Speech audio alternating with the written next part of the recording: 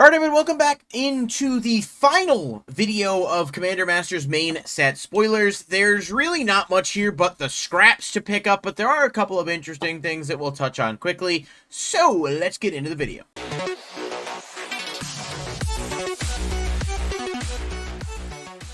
Alright, first of all, thanks everybody for checking out the video, and thanks everybody who's been watching this series along with me. It's been a lot of fun, also a lot of work to put these videos together quickly and really try to go through and do a deep dive on some of this stuff, but people have been really receptive. So again, I just want to say genuinely thanks. We've picked up subscribers, views, people have watched this stuff like crazy, and if you're new here and you're just, subscribing for this, I'm hopefully gonna make you happy with content going forward. I have a lot of ideas, a lot of cool things I want to incorporate and do over time. So thank you for that. Now, enough of pandering. Basically, the full set spoiler of at least rares and mythics has dropped. I think tomorrow we should get the uncommons and commons, but I'm pretty sure the full, rares, mythics are out at this point. If there are any updates I miss, I'll update them. But last I knew, I was reading Reddit, checking places. I think this is the end of it. So I went through and looked for the ones that were announced today, and then grabbed any scattered ones I might have missed or whatever, just to touch on anything of even relative note, and try to get that going. So we are just going to jump right into this, starting off with Disrupt Decorum. Now, this one is a pre-release promo as well, and it was about 70 cents or so. So I definitely don't think this is the best reprint, but again, that seems to be the theme for a lot of these. A decent-ish card. I don't know how much play it actually sees, but the pre-release promo version of it does look pretty cool. This one, not really doing all that much for me. But again, it's there, so, be aware. Talran Sky Summoner. This was reprinted in Double Masters 2022 as well, and I believe it was also in Times Power Remastered. This card's, worthless. I've seen memes online, how often it gets reprinted. I don't think it's a terrible card or anything, but I don't know why they have this obsession with putting it in every product, and it's just not the rare you want to pull. Even its profile art, which I don't even like all that much, is not going to command a high value, just simply because it's just not. There's just not a demand for it at this point. This is one of the worst bulk rares to put in this set. If you want a copy of this card, it's 20 cents. You really, really didn't need to do that, Wizards. Odric Master Tactician, or Odric, I don't know, whatever, sue me. It's a really, really good card, but it was 17 cents on its list printing. So again, not in high demand of a reprint. I guess it is definitely maybe solid for draft. It's good for soldiers and stuff for different EDH decks, but again, not a reprint that anyone was clamoring for, so there it is. Decree of Pain is really cool. It actually has a really cool foil etch. I think the artwork on this just looks great. Basically a lesser version of Wrath of God, but it also has the cycle ability where it can -2/-2 stuff, so you can pay less mana to do damage.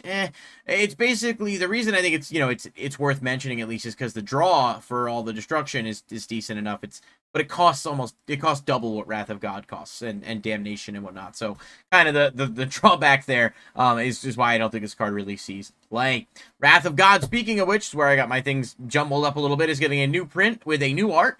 Not a bad reprint necessarily. This was reprinted in Dominaria Remastered as well, but it is a really good card, and it has a cool art, and I think this is a card that is very much a good entry-level card to play if you're getting into Commander. Just playing in any deck that plays white, having option to board wipe like this is pretty good, so I won't really complain about this one, because while it's kind of cheap, it's still a good card that almost always ends up holding a couple bucks of value. Fact or Fiction is an uncommon with an alternate treatment, and that artwork is incredible, which has kind of been the theme. Richard Kane Ferguson, he also did another card in this set. I think it was either Pure Steel Paladin or Grand Abolisher. I'm not sure which, but either one. I mean, it was gorgeous. His artwork is insane, and these just look incredible. So seriously, huge shout out to Wizards for how they've nailed it with the uncommon alternate treatments here. These artworks are incredible. I just want to give them a bit of a shout out. Body Double actually got downshifted from rare, but it was 50 cents, so it doesn't really do much for anyone. It's not a terrible card or anything, but it's also not a card we needed. At least it's not a rare in here, and as an uncommon, it's definitely a lot less offensive, and it's a card that, maybe people will be able to get that before they just have, or whatever. There's more in circulation, it's fine. It's harmless as an uncommon. Hellkite Charger, pretty good card overall. It was $5 before the reprint, so it's not really a high demand card per se, but it's good. And again, there's definitely worse stuff, looking at Talran Sky Summoner. it's fine. It's, you know, it's a decent enough inclusion, I guess, that would be way less bad if there weren't so many fucking bulk rares in the set, but there's over 100 rares, so I guess that's bound to happen. Mystic Confluence is in here. This is a decent card for sure. The whole Confluence cycle, we covered a few of these in previous videos as well. We also have Righteous Confluence. Again, some of these are better than others, but I think, you know, including one, they had to include the whole cycle. Thing is, none of these are really worth much at all, so again, they're very much in the bulk rare category, even if they are somewhat decent. Song of the Dryad's actually not bad. This was $10 plus, so it's an okay reprint. Basically turns a permanent into a colorless forest land. Way to like out creatures and stuff, and it had only 1 or 2 prints prior. So this is a decent reprint, and again, it's above $10, so not too bad. Torrential Gear Hulk is a really cool card. I love the artwork on this. This is actually one of the only Masterpiece Series cards I ever pulled back in the day when I used to play out of Kaladesh, I believe it was. So I have a fond place in my heart for this card. It's not bad. Obviously, it's been a card for a while. I actually think it got downshifted as well. I believe it was a mythic, and so the downshift is certainly interesting.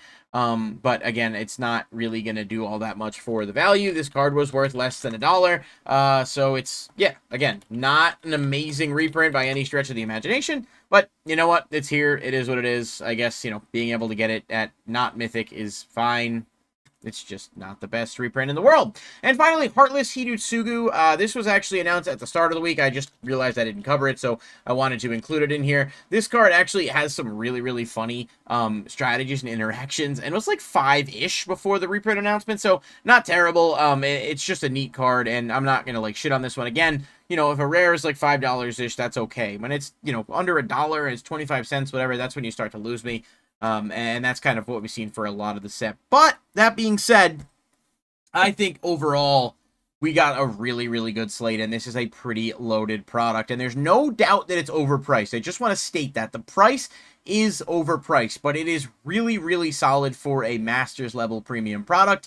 And since there's nothing we can really do about the price at this point, if you're looking at it to say, hey, you know, do I want to grab some of these, or am I going to pick up singles? It's a good product. It's just an overpriced product. Hype obviously plays a part in that. I hope it will dip over time, because there are still a lot of cards in here that I want to get, and I'm going to buy some, you know, when the set drops, but we'll have to see, you know, what that looks like when, you know, we get a better sense of the prices and on release. So let me know in the comments down below what you guys think. Do you think the set is good overall now that we've gotten it? Like, you can think it's good while acknowledging that there's a lot of crap rares in the set. Like, that's not, those two things aren't mutually exclusive.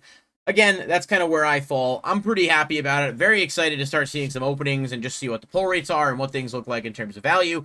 Thank you guys so much for watching. Check back tomorrow for day 2 of the Planeswalker. I think it's Planeswalker or Enchantment. I'm not sure. Whatever it is, I'll cover it. The deck reveals. And if there are any notable commons or uncommons that get spoiled over the next couple of days, I'll do a video covering them as a bit of an addendum. But I'm not going to go over everything in the set, because there's just... You can go to different places for that. Thanks so much for watching. I'll catch you in the next video. Peace.